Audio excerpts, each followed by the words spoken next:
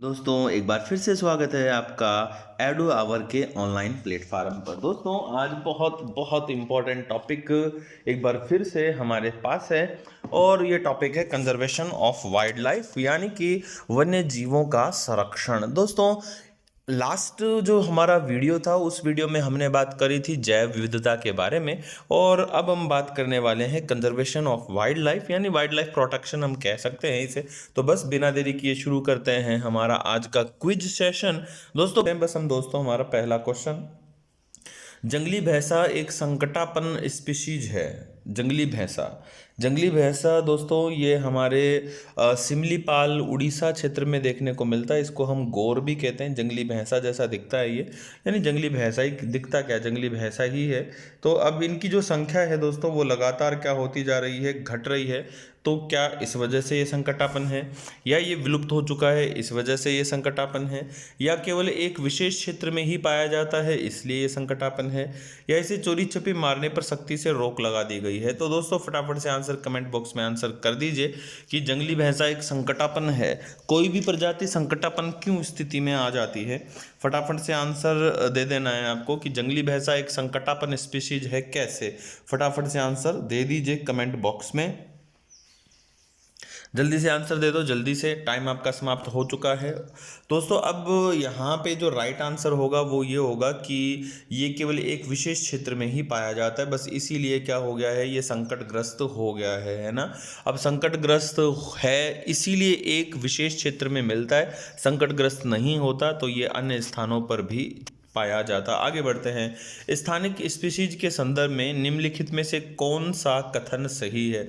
स्थानिक स्पीशीज के संदर्भ में कौन सा कथन सही नहीं है, सॉरी सही है, ये हमें बताना है कि स्थानिक स्पीशीज का मतलब है स्थानीय क्षेत्र विशेष में पाई जाने वाली प्रजातियां। पहला कथन है ये एकमात्र रूप से एक विशिष्टीकृत पर्यावास में पाई जाती हैं। पर्यावास का मतलब वही है चारों ओर का आवास।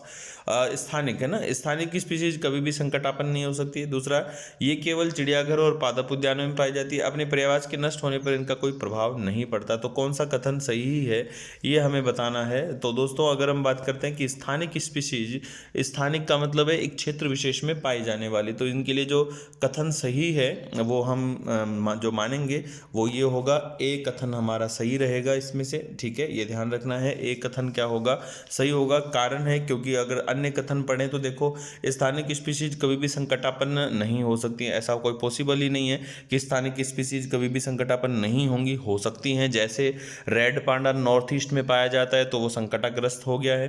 केवल चिड़ियाघर और पादप उद्यानों में ऐसा कोई स्पेशल नहीं है, अपने पर्यावास के नष्ट हो जाने पर इनको कोई प्रभाव नहीं पड़ता। तो राइट आंसर होगा ए। आगे बढ़ते हैं नेक्स्ट क्वेश्चन पे फटाफट से। संकटापन स्पीशीज के लिए यार ये अच्छा अलग क्वेश्चन है, अलग कथन है। ओके ओके ओके, देखो क्वेश्चन सेम ही है ना। अच्छा ये स्थानिक स्पीशीज है और ये संकटापन है। चलो मैंने क्वेश्चन को पढ़ने में थोड़ी सी जल्दबाजी कर दी।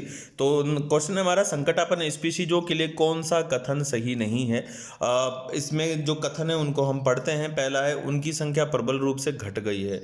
संकटापन, ठीक है, यानी ऐसी प्रजातियां जो संकटाग्रस्त हैं उनके लिए कौन सा कथन सही नहीं है ये बताना है। तो उनकी संख्या प्रबल रूप से घट गई है, ठीक सही नजर आता है। यह निकट भविष्य में विलुप्त हो सकते हैं, ये भी सही नहीं नजर आता है।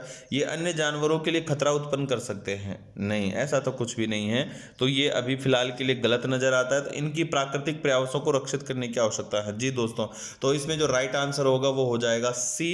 इन प्रजातियों से अन्य प्रजातियों को कोई भी नुकसान या खतरा नहीं हो सकता है। आगे बढ़ते हैं।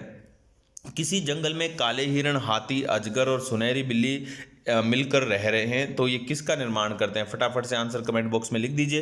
प्राणी जात, पादप जात, पारितंत्र या स्पीशीज का फटाफट से आंसर कमेंट बॉक्स में लिख दीजिए। जल्दी से आंसर लिख दीजिए कमेंट बॉक्स में।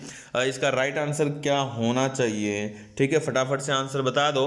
किसी जंगल में काले हिरण, हाथी, अजगर, सुनहरी बिल्ली मिलकर एक स्थान पर निवास करते। टाइम आपका समाप्त हो चुका है यहाँ पे दोस्तों। अब ये जो सभी है ना, जो जंगल, काला हिरण, हाथी, अजगर और अन्य भी कई प्रजातियां पादप और जंतु प्रजातियां, ये सब मिलकर क्या बनाती हैं, एक परितंत्र का निर्माण करती हैं। ठीक है, राइट आंसर होगा परितंत्र।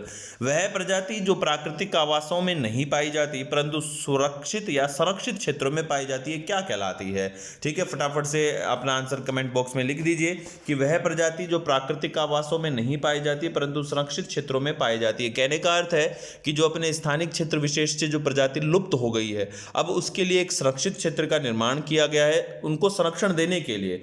तो ऐसी प्रजातियों को हम क्या कहेंगे, संकटापन्न, विलुप्त या प्राकृतिक आवासों में विलुप्त या विशेष क्षेत्रीय। टाइम आपका समाप्त हो चुका है। तो दोस्तों ऐसी प्रजाति जो अपने प्राकृतिक आवासों में नहीं पाई जाती, हम उनको, आवश्यक नहीं है कि हम उनको संकटापन्न कहेंगे, ये पॉसिबल है कि उस प्राकृतिक आवास को सुरक्षित क्षेत्र के रूप में बदल दिया गया हो या मूलतः वो अपने प्राकृतिक आवास में नहीं पाई जाती। इसका जो राइट आंसर होगा वो होगा प्राकृतिक आवासों से विलुप्त। ठीक है, ये ध्यान रखना है। अब अगर ये ऑप्शन सी ऑप्शन नहीं होता तो राइट आंसर हम करते संकटापन्न, क्योंकि दोस्तों जब वो प्राकृतिक आवासों में लुप्त होती है तभी वो किस में पहुंचती है, संकटापन्न की स्थिति में पहुंचती है। ठीक है, ध्यान रखेंगे। ओके, IUCN का मुख्यालय कहाँ है? वाह दोस्तों, क्या क्वेश्चन है। IUCN का मुख्यालय कहाँ है? IUCN की फुल फॉर्म आप जानते हैं, international union for conservation of nature and natural resources, ये है इसका फुल फॉर्म। आप आंसर दे दीजिए फटाफट से कमेंट बॉक्स में कि इसका आंसर क्या होगा, पेरिस, न्यूयॉर्क, ग्लांड या लीमा। पेरिस तो आप जानते हैं फ्रांस में है, न्यूयॉर्क USA में है, ग्लांड स्विट्जरलैंड में है और लीमा ये पेरू की राजधानी है। फटाफट से कमेंट बॉक्स में आंसर दे दीजिए कि IUCN का मुख्यालय कहाँ है। टाइम आपका समाप्त हो रहा है, जल्दी से आंसर दे दो। IUCN का मुख्यालय, टाइम समाप्त हो चुका है दोस्तों। अब यदि हम बात करें IUCN का मुख्यालय कहाँ है, तो IUCN का मुख्यालय है ग्लांड स्विट्जरलैंड में। ठीक है, ये ध्यान रखेंगे। IUCN ये 1948 में स्थापित हुआ था। आगे बढ़ते हैं, रेड डाटा बुक स्थापित की गई। दोस्तों बहुत ही प्यारा क्वेश्चन है रेड डाटा बुक के बारे में। आपको बताना है कि रेड डाटा बुक कब स्थापित हुई, ये प्रकाशित नहीं है। एक अलग से क्वेश्चन बनता है कि रेड डाटा बुक का प्रथम बार प्रकाशन कब हुआ, एक क्वेश्चन बनता है कि रेड डाटा बुक कब स्थापित की गई, और एक क्वेश्चन बनता है कि IUCN की स्थापना कब हुई। तीन अलग अलग क्वेश्चन है, तो अलग अलग इनके आंसर होंगे। आप फटाफट से आंसर दे दीजिए कमेंट बॉक्स में कि रेड डाटा बुक कब स्थापित की गई, 1948, 1964, 1953, 1989। आंसर दीजिए फटाफट से, रेड डाटा बुक कब स्थापित की गई। प्रकाशित नहीं है दोस्तों, प्रकाशित नहीं है। प्रकाशित का आंसर मैं नहीं दूंगा क्योंकि आगे आने वाले जो क्वेश्चन है उनमें ये प्रकाशन का क्वेश्चन है, ऐसे में मेरा अपना जो क्वेश्चन है वो खराब हो जाएगा। तो यहाँ पे यदि राइट आंसर की बात करते हैं तो रेड डाटा IUCN की स्थापना हुई थी दोस्तों 1948 में, 1948 में अस्तित्व में आई थी। अब इसने 1964 में रेड डाटा बुक की स्थापना की और उसके बाद रेड डाटा बुक का प्रकाशन करवाया। ये आप जानते ही हैं कि रेड डाटा बुक जो होती है उस रेड डाटा बुक में क्या किया जाता है, संकटग्रस्त प्रजातियों को दर्ज किया जाता है। आगे बढ़ते हैं, IUCN, वाह दोस्तों बहुत ही इंपॉर्टेंट क्वेश्चन है ये। बड़ी से बड़ी एग्जाम जो होती हैं, IS प्री तक की जो एग्जाम होती है उसमें ये क्वेश्चन आता है। IUCN ने विश्व की पादप व जंतु प्रजातियों को कितने भागों में बांटा है। टाइम आपका शुरू हो चुका है, फटाफट से आंसर दे दीजिए कि IUCN ने विश्व की पादप व जंतु प्रजातियों को कितने भागों में बांटा है। फटाफट से आंसर दे दो, जल्दी से आंसर दे दो कि IUCN ने विश्व की पादप व जंतु प्रजातियों को कितने भागों में बांटा है। जल्दी से, टाइम समाप्त हो रहा है आपका, फटाफट से आंसर दो भाई। ये लो, चलो टाइम हो गया है। तो अब हम बात करें दोस्तों कि IUCN ने कितने भागों में बांटा है, तो IUCN इसे बांटती है 9 भागों में। ठीक है, कुछ बच्चे सोच रहे होंगे यार ये 3 भाग होने चाहिए थे, जैसे या 4 भाग होने चाहिए या 6 होने चाहिए, बट एक्चुअल में क्या है कि IUCN जो है वो क्या है, 9 भागों में पादप व जंतु प्रजातियों को विभाजन करती है। ठीक है, आगे बढ़ते हैं। Next, world wide fund for nature, जिसको हम WWF कहते हैं, है ना, world wide fund for nature, WWF, इसका मुख्यालय कहाँ है? ग्लांड में है, पेरिस में है, जिनेवा में है या न्यूयॉर्क में है। फटाफट से टाइम आपका शुरू हो चुका है, आंसर कमेंट बॉक्स में लिख दीजिए। Gland, Paris, Geneva, New York. वही ग्लांड है आपका स्विट्जरलैंड में, पेरिस आप जानते ही हैं, जिनेवा और न्यूयॉर्क इजी हैं। फटाफट से आंसर बता दीजिए कि ये हमारा WWF का मुख्यालय कहाँ है। World wide fund for nature ये वन्य जीवों के संरक्षण के लिए प्रयासरत है और फंड अवेलेबल करवाता है।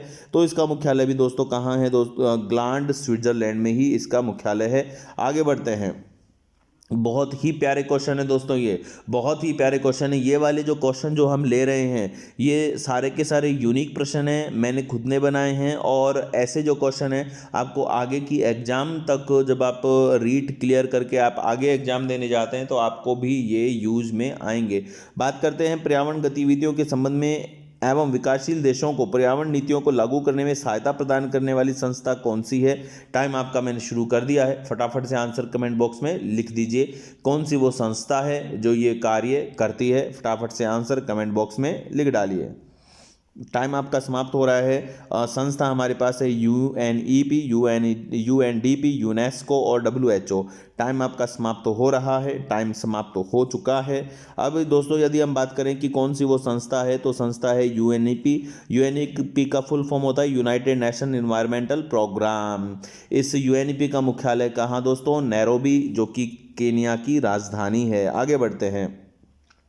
Forest survey of India, forest survey भारतीय वन सर्वेक्षण है ना, वन सर्वेक्षण, भारतीय वन सर्वेक्षण फॉरेस्ट ऑफ इंडिया का मुख्यालय कहाँ है? सॉरी, कार्य पूछा है यहाँ पे तो आपको आंसर देना है। चलो ये संबंधित कथन है तो हम इनको पहले पढ़ लेते हैं। पहला कार्य है भूमि एवं वन संसाधनों की बदलती स्थिति पर निगरानी। हाँ दोस्तों, ये कार्य जरूर करता है हमारा फॉरेस्ट सर्वे ऑफ इंडिया। दूसरा, पर्यावरण संरक्षण के स्थायी प्रबंधन के लिए डाटा, बिल्कुल ये डाटा पर्यावरण संरक्षण के डाटा भी जारी करता है। समस्त भारत के लिए एक रिपोर्ट जारी करना, एक रिपोर्ट का मतलब अच्छा, इस एक को ये क्या है? वन रिपोर्ट है, वन वन, तो वन ये इस तरह से इसने टाइप कर दिया वन, वाह कमाल है। तो भारत में वन रिपोर्ट जारी करता है फॉरेस्ट सर्वे ऑफ इंडिया, तो ये राइट आंसर होगा उपयुक्त सभी। ठीक है, आगे बढ़ते हैं नेक्स्ट। भारतीय वानिकी अनुसंधान एवं शिक्षा परिषद की स्थापना कहाँ की गई है? फटाफट से आंसर देना है। भारतीय वानिकी अनुसंधान संस्थान एवं शिक्षा परिषद की स्थापना कहाँ की गई है? फटाफट से आंसर कमेंट बॉक्स में। दोस्तों बात कर रहे थे भारतीय वानिकी अनुसंधान एवं शिक्षा परिषद की, तो इसका जो मुख्यालय है वो कहाँ है, यानी कि स्थापना कहाँ हुई और मुख्यालय कहाँ है? तो इसका आंसर मैं दे देता हूँ कि ये हमारा जो भारतीय वानिकी अनुसंधान संस्थान शिक्षा परिषद है ये 1986 में स्थापित हुआ था। और मुख्यालय कहाँ है दोस्तों? इसका देहरादून में है। ठीक है, आगे बढ़ते हैं। भारतीय वन अनुसंधान संस्थान यानी फॉरेस्ट रिसर्च इंस्टीट्यूट, जिसकी हम बात कर रहे हैं, भारतीय है ना, फॉरेस्ट भारतीय वन अनुसंधान संस्थान कहाँ स्थापित, कब स्थापित हुआ? ये वैसे ये देहरादून में ही है। आपको बताना है कि स्थापना कब हुई थी? 1906, 1986, 1909, 1904। टाइम मैंने आपका शुरू कर दिया है, फटाफट से आंसर दे दीजिए कि भारतीय वन अनुसंधान संस्थान की स्थापना कहाँ हुई, कब हुई थी, सॉरी कहाँ हुई थी? तो ये देहरादून में ही है। आपको बताना है कि कब हुई थी? 1906, 1986, 1909, 1904। टाइम आपका समाप्त हो रहा है, फटाफट से आंसर दे दीजिए कि भारतीय वन अनुसंधान संस्थान देहरादून में कब स्थापित हुआ था। टाइम समाप्त हो चुका है। दोस्तों यदि हम बात करते हैं इस भारतीय वन अनुसंधान संस्थान की, तो इसकी जो स्थापना हुई थी वो 1906 में हुई थी, ध्यान रखना है हमें। आगे बढ़ते हैं। अक्षर कट रहे हैं तो मैं लेकिन पढ़ देता हूँ। केंद्रीय उपोष्ण बागवानी अनुसंधान केंद्र कहाँ है? केंद्रीय उपोष्ण बागवानी अनुसंधान केंद्र लखनऊ, कानपुर, वाराणसी, ग्वालियर। फटाफट से आंसर दे दीजिए कि केंद्रीय उपोष्ण बागवानी अनुसंधान केंद्र कहाँ है? फटाफट से आंसर दीजिए, लखनऊ, कानपुर, वाराणसी या ग्वालियर में। आंसर फटाफट से दे दीजिए, टाइम आपका समाप्त हो रहा है। जल्दी से जल्दी आंसर अपना कमेंट बॉक्स में लिख दीजिए, लखनऊ, कानपुर, वाराणसी, ग्वालियर। फटाफट से आंसर दीजिए, टाइम समाप्त हो चुका है। अब दोस्तों यदि हम बात करें इसके आंसर की, तो ये केंद्रीय उपोषण जो बागवानी अनुसंधान केंद्र है ये हमारे भारत में लखनऊ में स्थापित है। ठीक है, ये ध्यान रखना है, लखनऊ में ये स्थापित है। आगे बढ़ते हैं नेक्स्ट क्वेश्चन पे। राष्ट्रीय कृषि वानिकी अनुसंधान केंद्र कहाँ है? दोस्तों बहुत ही प्यारा क्वेश्चन है, बहुत ही प्यारा क्वेश्चन है। राष्ट्रीय कृषि वानिकी अनुसंधान केंद्र आपको बताना है। देखो दोस्तों कितने सारे संस्थान हो गए। एक हमने संस्थान पढ़ा था प्रारंभ से, यदि हम बात करें तो एक फॉरेस्ट सर्वे ऑफ इंडिया, फिर रिसर्च इंस्टीट्यूट ऑफ जो forest research institute of India, फिर आ गया उपोष्ण बागवानी अनुसंधान केंद्र, फिर आ गया राष्ट्रीय कृषि वानिकी अनुसंधान केंद्र। तो दोस्तों ये जो हमारा राष्ट्रीय कृषि वानिकी अनुसंधान केंद्र है ये कहाँ स्थापित है दोस्तों? ये झांसी उत्तर प्रदेश में स्थापित है। ठीक है, ध्यान रखना है। आगे बढ़ते हैं नेक्स्ट क्वेश्चन पे। दोस्तों अब क्वेश्चन यदि हम बात करें कि प्रोजेक्ट वल्चर किस के सहयोग से प्रथम बार प्रारंभ किया गया था। टाइम आपका शुरू कर रहा हूं मैं। प्रोजेक्ट वल्चर यानी कि गिद्ध परियोजना हमारे भारत में किसके सहयोग से, किस संस्था के सहयोग से संचालित हुई थी? प्रथम बार, और Bombay natural history society ICAR यानी कि Indian council of agriculture research, WWF world wide fund for nature, या यूनेस्को। फटाफट से आंसर दे दीजिए कि प्रोजेक्ट वल्चर हमारे भारत में किस संस्था के सहयोग से प्रारंभ किया गया था। फटाफट से आंसर देना है आपको कमेंट बॉक्स में। टाइम आपका समाप्त हो चुका है। और ये जो संस्था है जिसकी हम बात कर रहे हैं ये है बॉम्बे नेचुरल हिस्ट्री सोसाइटी, ठीक है, ये ध्यान रखना है दोस्तों। फटाफट से आंसर दे दीजिए। इसका आंसर जो होना था वो होना था बॉम्बे नेचुरल हिस्ट्री सोसाइटी, है ना, ध्यान रखना है। बॉम्बे नेचुरल हिस्ट्री सोसाइटी क्या है? प्रोजेक्ट वल्चर को प्रारंभ करने वाली संस्था है, ठीक है। आगे बढ़ते हैं, नेक्स्ट क्वेश्चन पे चलते हैं। नेक्स्ट क्वेश्चन है प्रोजेक्ट स्नो लेपर्ड, यानी कि ध्रुवीय जो तेंदुआ है, शीत जो तेंदुआ है, वो प्रोजेक्ट हमारे भारत में कब प्रारंभ किया? टाइम आपका मैं शुरू किए जा रहा हूँ, फटाफट से आंसर दे दीजिए कि प्रोजेक्ट स्नो लेपर्ड भारत में कब प्रारंभ हुआ? प्रोजेक्ट स्नो लेपर्ड कब प्रारंभ हुआ? 1955, 1995, 1985, 1989। फटाफट से आंसर दे दो, टाइम आपका सीमित है, जल्दी से आंसर दे दीजिए। 1955 में, 1995 में, 1985 में, या 1989 में? टाइम आपका समाप्त हो रहा है दोस्तों, टाइम सीमित है, टाइम समाप्त हो चुका है। अब यदि हम बात करते हैं कि हमारे इस प्रोजेक्ट पे, तो हमारा जो प्रोजेक्ट है वो प्रारंभ हुआ था 1995 में, और ये हमारे जो हिमालयी राज्य हैं, जम्मू कश्मीर है, लद्दाख है, हिमाचल है, उत्तराखंड, सिक्किम, अरुणाचल प्रदेश, इन सभी जगह ये प्रोजेक्ट स्नो लेपर्ड का प्रारंभ किया गया था। आगे बढ़ते हैं, भारत में सर्वाधिक जैव विविधता किस क्षेत्र में पाई जाती है? बहुत ही प्यारा क्वेश्चन है दोस्तों, टाइम मैं शुरू कर रहा हूँ। आपको बताना है कि भारत में सबसे ज़्यादा जैव विविधता किस क्षेत्र में देखने को मिलती है? कहाँ? साइलेंट वैली, पंचमढ़ी, महाबलेश्वर, मैलागिरी की पहाड़ियाँ?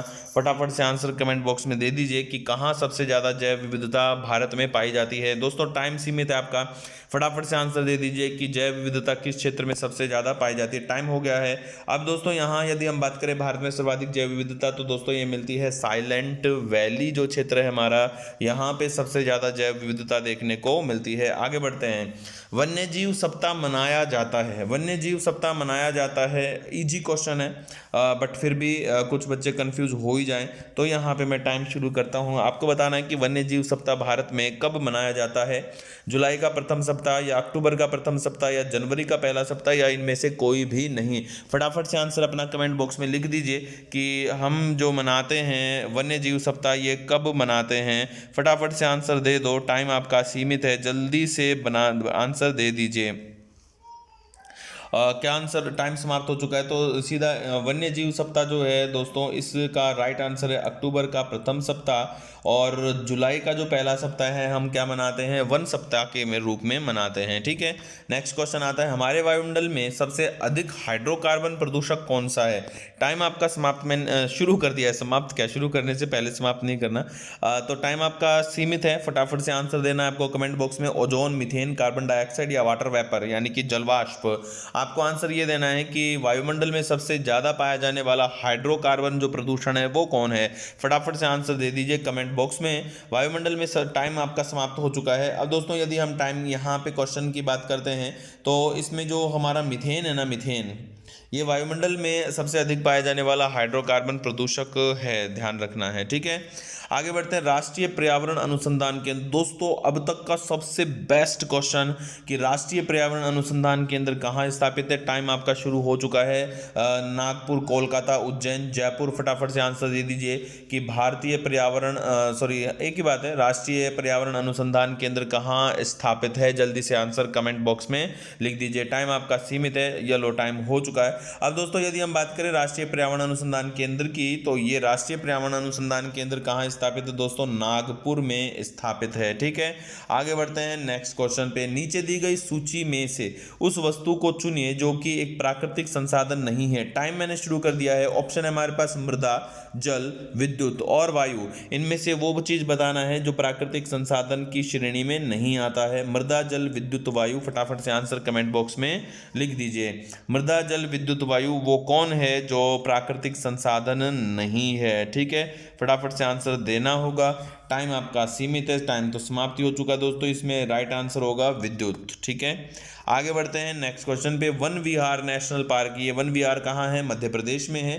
ये किससे संबंधित है? टाइम आपका शुरू कर रहा हूँ मैं। आपको बताना है कि ये रॉयल बंगाल टाइगर से संबंधित है, या व्हाइट टाइगर के संरक्षण से संबंधित है, या उड़न गिलहरी के संबंधित है, या उपरोक्त सभी के लिए ही ये संबंधित है। तो फटाफट से आंसर दे दीजिए कि वन विहार नेशनल पार्क का संबंध किससे है?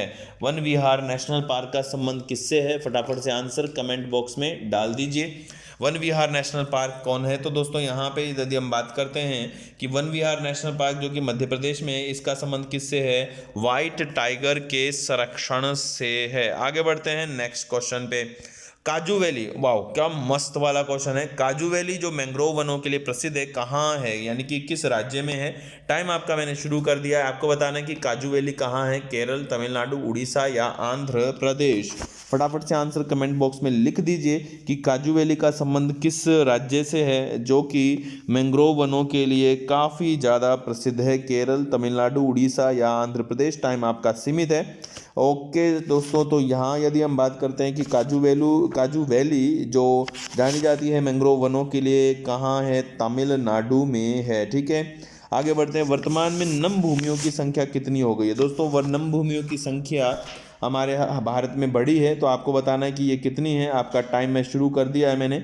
आपको बताना है कि भारत में वर्तमान में नम भूमि की संख्या कितनी है। जल्दी से आंसर कमेंट बॉक्स में लिख डालिए। अब फटाफट से आंसर दे दीजिए कि वर्तमान में भारत में कितनी नम भूमि, यानी कि वेटलैंड या रामसर साइट भी हम कह सकते हैं। वेटलैंड हो गया है, आर्द्र भूमि या नम भूमि। तो अभी हमारे भारत में 42 नम भूमि हो चुकी हैं, ध्यान रखना है। आगे बढ़ते हैं नेक्स्ट पे। भारत का सबसे बड़ा वेटलैंड है दोस्तों, बहुत ही अच्छा क्वेश्चन है। अब आपको बताना है कि भारत का सबसे बड़ा वेटलैंड कौन सा है। टाइम आपका शुरू हो चुका है। फटाफट से आंसर दे दीजिए, आपको ओनली 20 सेकंड मिलेंगे।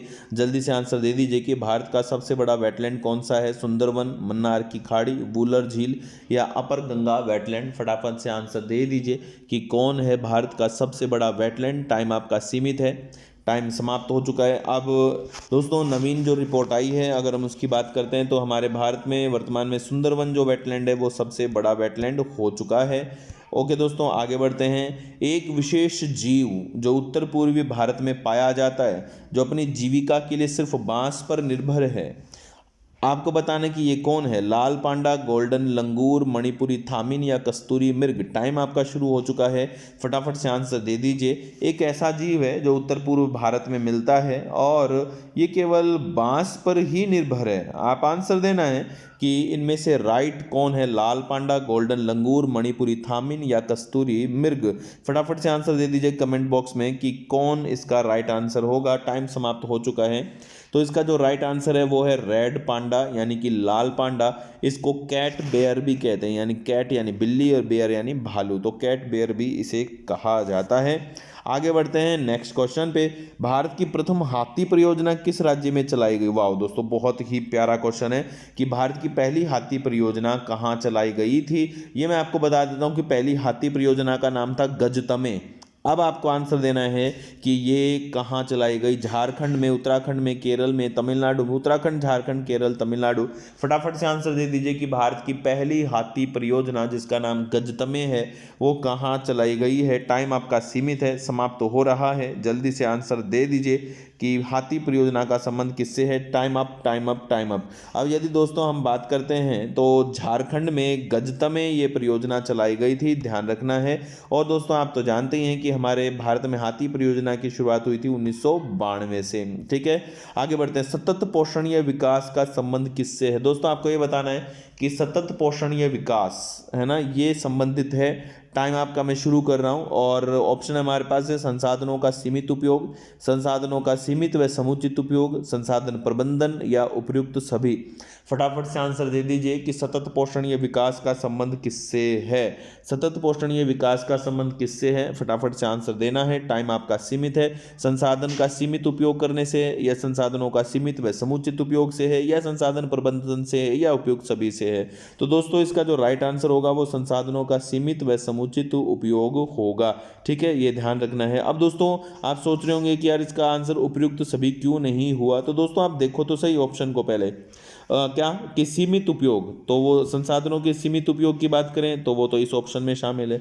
दूसरा, अगर संसाधन प्रबंधन की बात करें तो वो भी इस ऑप्शन में शामिल है कि नहीं है, क्योंकि समुचित उपयोग तभी हो सकता है जब हम संसाधन का प्रबंधन करेंगे। तो इस वजह से जो सेकंड नंबर ऑप्शन है वो राइट होगा। ठीक है, ध्यान रखेंगे। नेक्स्ट क्वेश्चन, संयुक्त राष्ट्र महासभा ने किस वर्ष को जैव विविधता दशक घोषित किया है? टाइम आपका मैंने शुरू कर दिया है। आपको बताना है कि संयुक्त राष्ट्र महासभा ने कौन सा जो वर्ष का यानी कौन सा जो दशक है निम्नलिखित में से उसको जैव विविधता दशक घोषित किया है। फटाफट से आंसर कमेंट बॉक्स में लिख दीजिए। 2011 से 20 वाला, 2001 से 2010 वाला, 2015 से 2020, 2010 से 2020। टाइम आपका समाप्त हो चुका है दोस्तों। अब इसमें दोस्तों आपको दो ऑप्शन सही लिख रहे होंगे, एक तो 2011 से 2020 वाला और एक 2010 से 2020 वाला। तो राइट आंसर है 2011 से 2020 वाला। कहने का अर्थ है कि यदि हम 2010 से 20 तक काउंट करते हैं तो ये 10 से ज़्यादा वर्ष हो रहे हैं, यानी कि 11 वर्ष हो रहे हैं। और ऐसे में जो राइट आंसर होगा वो 2011 से 20 तक होगा, जिसमें टोटल नंबर जो ईयर है वो हो जाता है 10। तो 2011 से 20 वाला जो दशक है इसको जैव विविधता दशक घोषित किया था संयुक्त राष्ट्र महासभा ने। ठीक है, आगे बढ़ते हैं। मरुस्थलीकरण के कारण निम्नलिखित में से कौन सा परिवर्तन हो सकता है? तो एक एक कथन को हम पढ़ते हैं और फिर आंसर करते हैं।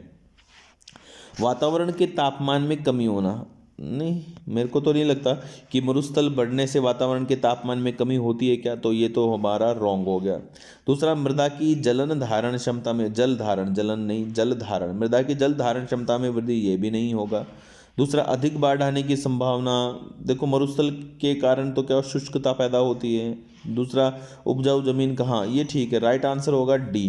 ठीक है, राइट आंसर है डी। तो मरुस्थलीकरण के कारण क्या होगा, उपजाऊ जमीन का मरुस्थल में बदलना हो जाएगा। आगे बढ़ते हैं नेक्स्ट क्वेश्चन पे। वाह दोस्तों, बहुत बहुत बहुत ही प्यारा क्वेश्चन है, अब तक का ये दूसरा बेस्ट क्वेश्चन है कि गंगा नदी में कॉलीफॉर्म जीवाणुओं की प्रचुर मात्रा में पाए जाने का प्रमुख कारण क्या है? अब यहाँ पे आपको आंसर देना है कि जल में अधजली लाशों को छोड़ना, या इलेक्ट्रोप्लेटिंग उद्योगों से निकलने वाला बहिस्राव, कपड़े धोना, या भस्म को जल में प्रवाहित करना। टाइम आपका समाप्त हो चुका है दोस्तों। इसका जो राइट आंसर है कॉलीफॉर्म जो जीवाणु गंगा के पानी में मिलते हैं उसका है कि अधजली लाशों को छोड़ देना इसमें, है ना। और यहाँ तक कि अधजली क्या, ये तो बिना जली लाशें भी छोड़ देते हैं। तो कॉलीफॉर्म जो जीवाणु है यहाँ बड़ी प्रचुर मात्रा में इस जल में देखने को मिलता है। आगे बढ़ते हैं। यहाँ जैव विविधता से संबंधित कुछ कथन दिए गए हैं, उन कथनों को चुनना है आपको जो जैव विविधता की संकल्पना का सही वर्णन करते हैं। तो एक एक कथन को हम पढ़ेंगे और बात करेंगे। पहला कथन है, जैव विविधता का अर्थ किसी क्षेत्र में पाई जाने वाली पादप जात और प्राणी जात की विभिन्न स्पीसीज से है। तो पहला ठीक लग रहा है। जैव विविधता का अर्थ किसी क्षेत्र में पाए जाने वाली पादप जात से है, नहीं, अकेला नहीं है, पादप जात से नहीं होता है, पादप और जंतु दोनों से संबंधित है। दूसरा, जैव विविधता सदाबहार वनों में अपेक्षा अधिक मिलती है, तो ये भी सही है। जैव विविधता का अर्थ किसी क्षेत्र में पाई जाने वाली एक विशेष स्पीसीज की व्यष्टियों की कुल संख्या से नहीं है, ऐसा भी नहीं है, क्योंकि जैव विविधता तो समस्त को शामिल करती है, किसी एक को शामिल नहीं करती है। तो इसका राइट आंसर होगा पहला और तीसरा, यानी कि सी ऑप्शन इसका राइट आंसर होगा। ठीक है, आगे बढ़ते हैं नेक्स्ट क्वेश्चन पे। जीएपी का फुल फॉर्म बताना है आपको। टाइम मैं शुरू करूँ क्या इसका, आप बता पाएंगे? जीएपी मैं सीधा बताता हूँ, चलो। जीएपी का दोस्तों फुल फॉर्म होता है गंगा एक्शन प्लान। ठीक है, ध्यान रखना है, गंगा, सी ऑप्शन है इसका right, Ganga action plan. Ganga action plan Ganga की सफाई के लिए ये चलाया गया था, 1986-87 में निर्मित किया गया था। उसके बाद भी इसे आगे भी नवीनीकृत रूप से इसका संचालन किया गया था। ठीक है, आगे बढ़ते हैं। कीस्टोन प्रजाति की अवधारणा देने वाले कौन है? दोस्तों, कीस्टोन प्रजाति की अवधारणा देने वाले कौन है? पीटर हगेट, रॉबर्ट डी पेन और विलियम और एजी टांसले। टाइम मैंने शुरू कर दिया है, आपको फटाफट से आंसर देना है कि कीस्टोन प्रजाति की अवधारणा निम्नलिखित में से किस विद्वान ने दी है। फटाफट से आंसर कमेंट बॉक्स में लिख डालिए। कीस्टोन प्रजाति की अवधारणा Peter Haggett, Robert T Paine, William और एजी टांसले। फटाफट से आंसर दे दीजिए कमेंट बॉक्स में, टाइम समाप्त हो चुका है। अब यदि हम बात करते हैं कीस्टोन प्रजाति की अवधारणा की, तो दोस्तों कीस्टोन की दो अवधारणा, कल भी हमारा एक क्वेश्चन था कीस्टोन प्रजाति पे, तो रॉबर्ट टी पेन, इसका जो राइट आंसर है वो है रॉबर्ट टी पेन ने कीस्टोन प्रजाति की अवधारणा का प्रतिपादन किया था। कल हमने बात की थी कि कीस्टोन प्रजाति क्या होती है। ठीक है, आगे बढ़ते हैं नेक्स्ट क्वेश्चन पे। ओके दोस्तों, हमारे तो क्वेश्चन हो गए आज के। तो फ्रेंड्स, तो बस ये क्वेश्चन थे और इसी तरह से हम आगे कंटिन्यू हमारे साथ नए नए जो क्वेश्चन है वो लेकर आते रहेंगे। आप चैनल पर अगर नए हैं तो चैनल को सब्सक्राइब किए बिना नहीं जाना और बेल आइकन को ज़रूर प्रेस कर देना ताकि आपको न्यू वीडियो की नोटिफिकेशन मिलती रहे। रीट एग्जाम तक हम कंप्लीट इस तरह के लाइव सेशन जो हैं वो क्वेश्चन सीरीज है वो लेकर आते रहेंगे। ओके फ्रेंड्स, तो कंटिन्यू साथ बने रहने के लिए थैंक यू। जय हिंद।